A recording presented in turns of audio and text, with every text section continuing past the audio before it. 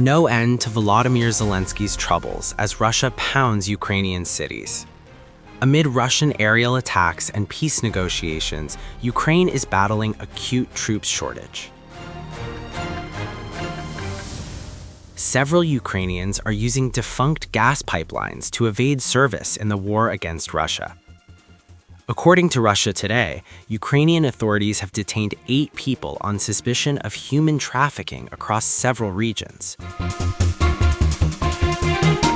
A 62-year-old man in Transcarpathia was among those arrested for allegedly transporting military-aged men to an abandoned gas pipeline and guided them across the border in exchange for payments.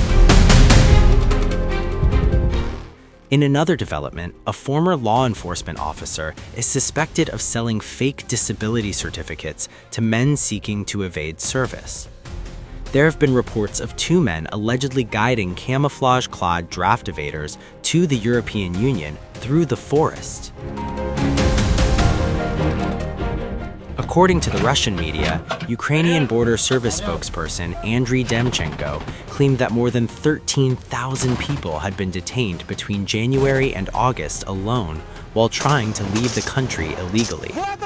Since the escalation of the Ukraine conflict in 2022, dozens have lost their lives attempting to leave through forests, rivers, and mountainous terrain.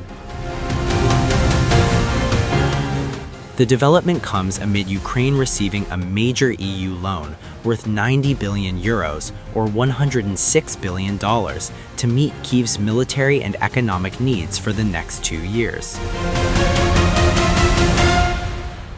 Well, a significant milestone.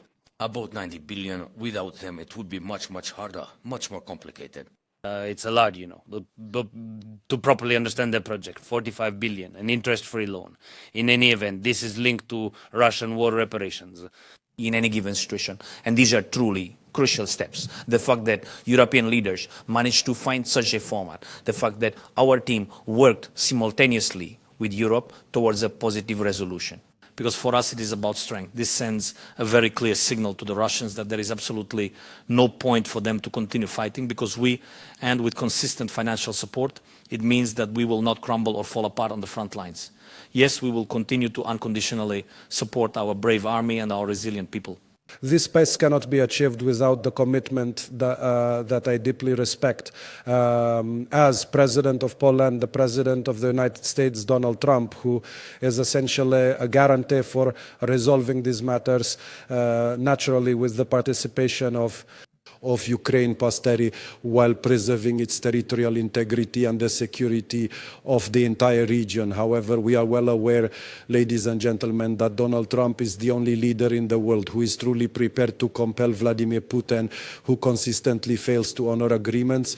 As we know, he is ready to force Vladimir Putin to sign a peace treaty.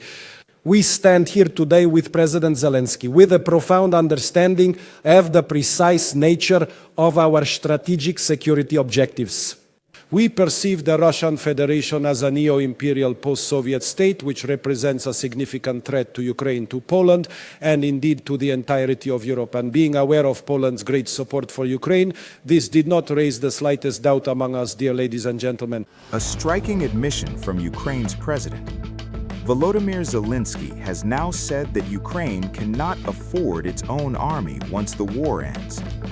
In January, Zelensky said Ukrainian military stood at nearly 880,000 troops.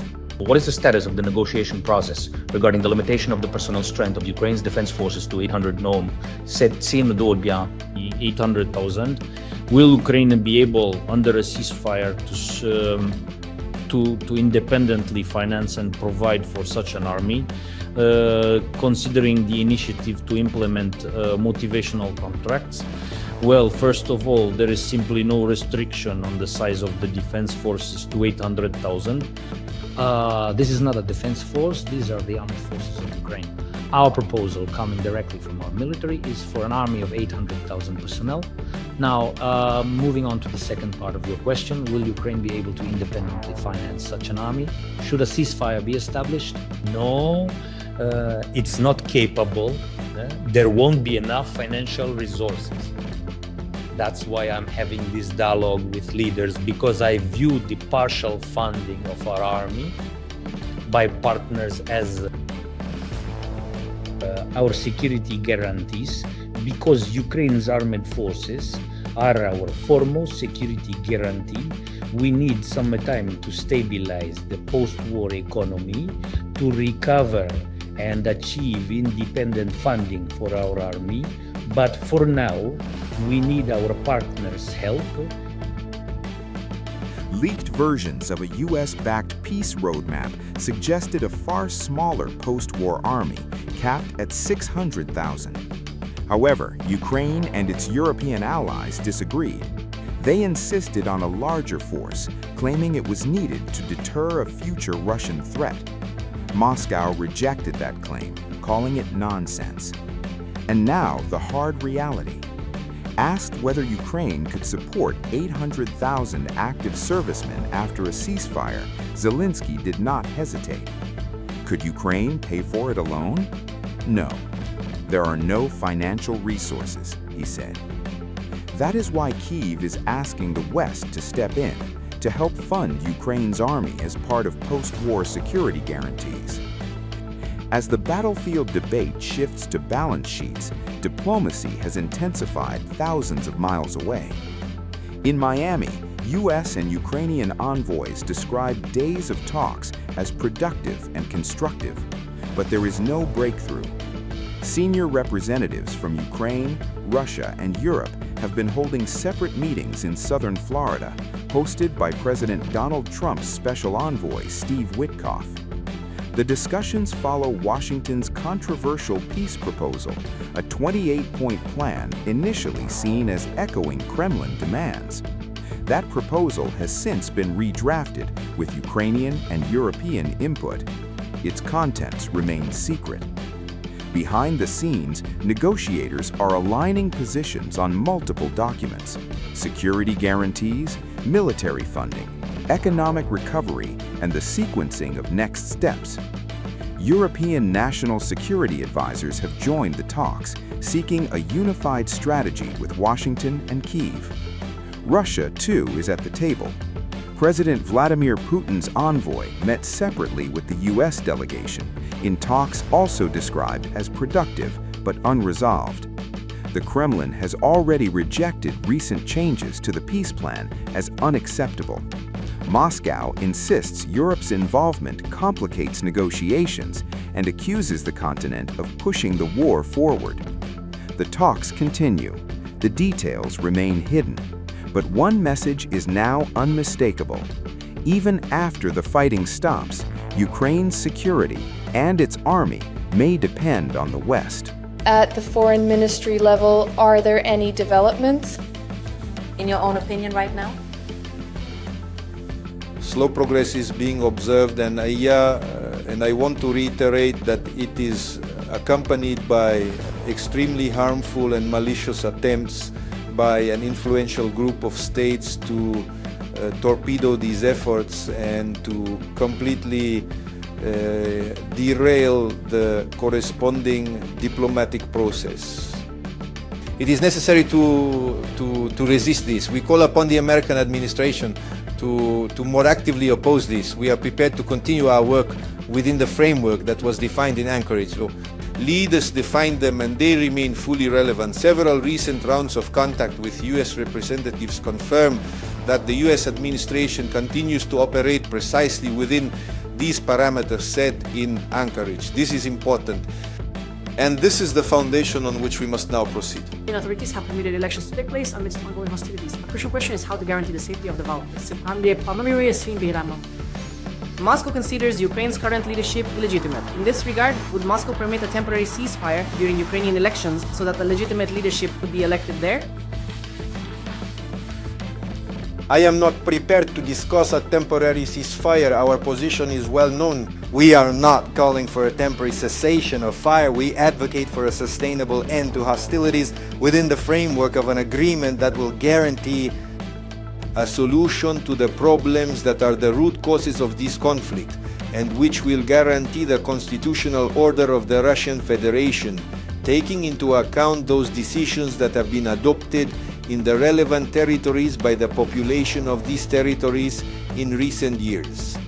A temporary ceasefire is not the kind of arrangement that would truly allow us to make progress. I wouldn't want to speculate right now about what kind of timelines or specific countries might be involved.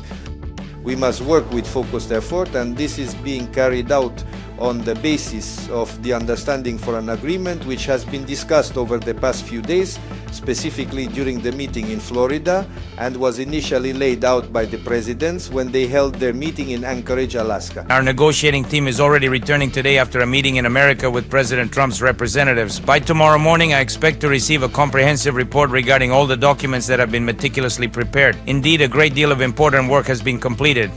First and foremost, the documents concerning security guarantees, along with the 20 points of the core framework document, which were discussed by the Ukrainian and American delegations. Rustem Umerov and Andriy Khnatov are set to present their reports tomorrow. It is vital that the American side obtain a clear, definitive response from Russia, demonstrating a genuine willingness to concentrate its efforts on something entirely different rather than its ongoing aggression. Naturally, after so many years since the start of this hybrid conflict, now a full-scale war, it's truly difficult to imagine Putin living without committing atrocities and initiating invasions. But the significant decline in the price of Russian oil, powerful global sanctions, and the continuation of all other forms of pressure, these are the factors that will ultimately convince even such a stubborn individual. Putin continues to wage this brutal war, sustained by the vast funds he uses to secure the unwavering loyalty of his inner circle and to pacify the Russian populace, while also financing the horrific killings on the front lines. However, throughout this past year, substantial and coordinated efforts have been made to ensure that the Russian war machine now has considerably less financial support and resources. I am profoundly grateful to all our brave soldiers for their impactful and strategic deep strikes. Almost every single day now, we are seeing tangible results. And this is particularly evident in the deep strikes targeting Russia's oil export infrastructure. It's certainly positive to see the European Union, America, and other international partners applying significant pressure on Russian gas and oil exports. The tankers that Russia utilizes to generate crucial revenue for its ongoing war efforts and to sustain Putin's close associates are now more frequently encountering operational difficulties within critical maritime zones. Additional global sanctions will also be imposed, targeting tankers and the complete infrastructure that facilitates these exports, including companies, insurers, captains, and their crews. Undoubtedly, we are also preparing our own new sanction packages, targeting various individuals, not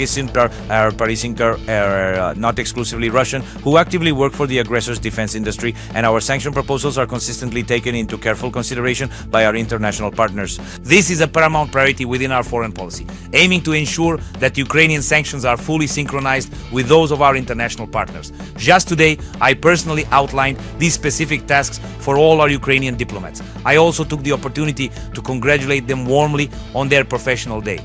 I express my gratitude to everyone who genuinely contributes to our foreign policy efforts, ensuring Ukraine's effectiveness on the international stage. This is crucial, as it has become a fundamental pillar of our national defense. The true strength and power of Ukraine lies in its profound unity with the entire global community. And at this very critical moment in history, we have successfully achieved the highest possible level of this essential unity. Never before in its entire recorded history has Ukraine received such strong, unwavering support from its international partners as it has during this challenging period. Achieving this unprecedented level of support was certainly no easy task, just as it remains incredibly difficult month after month to continuously secure and steadfastly maintain the world's attention on Ukraine.